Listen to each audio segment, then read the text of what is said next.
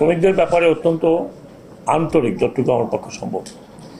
কারণ আমি মনে করি যে আমাদের দেশের শ্রমিকরা যদি প্রপারলি তাদের ন্যায্য না পায়, যতটুকু তার প্রাপ্য ততটুকু যদি না পায়, তাহলে আমরা যে ইন্ডাস্ট্রিয়ালাইজেশন স্বপ্ন দেখছি, আমাদের ইন্ডাস্ট্রি কতদিনের, ম্যাক্সিমাম 40 বছর।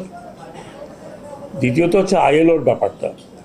আইএলও আমাদের মোটামুটিভাবে আমাদের ট্রেড বা আমাদের এক্সপোর্টকে এক ধরনের ধরে ফেলেছিল প্রায়, বিভিন্ন কারণে, শ্রমিক ইউনিয়নের কারণে, শ্রমিক নেতৃবৃন্দের কারণে, শ্রমিকদের কতগুলো ওয়েলফেয়ার কারণে। আমি গত 8 মাসে আমি দুবার আইএলও কনফারেন্স অ্যাটেন্ড করেছি এবং আমি প্রতিজ্ঞাবদ্ধ যে আমাদের বাংলাদেশ লেবার অ্যাক্টকে যতদূর সম্ভব আন্তর্জাতিক পর্যায়ে নিয়ে যাওয়া। এবং আপনারা তো অনেকেই জানেন যে অনেক পরিবর্তন করা হয়েছে, এখন সামান্য কিছু বাকি আছে। আমরা 10টি কনভেনশনের মধ্যে 8টি আমরা অলরেডি সাইন করেছি। 10টি না 11টি কনভেনশন, তার মধ্যে 3টা বাকি ছিল, যে 3টা আমি রেটিফাই করেছি এবার। বাংলাদেশের একমাত্র স্মার্ট সিটি বসুন্ধরা এখন আরো নিরাপদ, আধুনিকতায় আরো এক ধাপ এগিয়ে।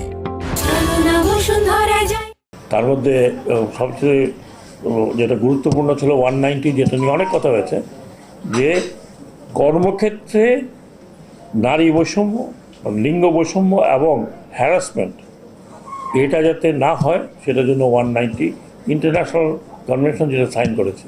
তার মানে এখন আমরা মোটামুটিভাবে আইএলওর যে স্ট্যান্ডার্ড থাকার কথা তাও করেছি। অতীতের কথা আমি বলতে চাই না, কারণ আপনারা টেনে অতীত অমুক কথা বললে, অতীতের কথা এটুকু বলতে চাই যে অতীতে যারা এই মন্ত্রণালয়ে ছিলেন তাদের একটা কনফ্লিক্ট অফ ইন্টারেস্ট ছিল। কনফ্লিক্টগুলো হচ্ছে কি, কোনো কিছু হলেই বলে যে সরকার টাকা দেবে। সরকার তো ইন্ডাস্ট্রি চালায় না। আমরা দিয়েছি টাকা লোন, আমরা বেক্সিমকোকে দিয়েছি, কারণ বেক্সিমকো একটি ব্যাংক থেকে 37,000 কোটি টাকা নিয়েছে, 27,000 কোটি টাকা এক ব্যাংক থেকে। সেই টাকা কোথায় গেছে ওই নোট না। এখন আমরা বেক্সিমকো বেচার কেনার অপেক্ষা আছে, অনেক লোক ঘোরাঘুরি করছে। আরও ছোটো এগুলো নিজেরা বন্ধ হয়ে গেছে, কারণ মালিক পালিয়ে গেছে। বেশিরভাগ যেগুলো আপনি শোনেন, পেপারে পড়েন, এদের মালিকরা পালিয়ে গেছে, বিদেশে চলে গেছে। তো আমি ভাই বিদেশে গেলে 7 দিন থাকতে পারি না, টাকা পয়সা নাই। তারা মাসের পর মাস বাড়ি বানিয়ে ওখানে থাকছে কীভাবে?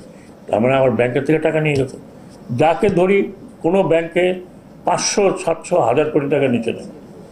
ব্যাংকগুলোর অবস্থা, বিশেষ করে প্রাইভেট ব্যাংকগুলোর এই অবস্থা হয়েছে।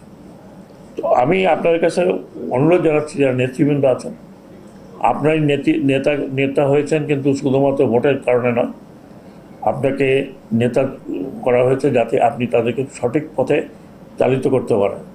আপনারা যদি বেঠিক পথে চালেন, তাহলে আমাদের দেশে এখন যে অবস্থা, কমপ্লিট স্ট্রাকচার ভেঙে পড়েছে।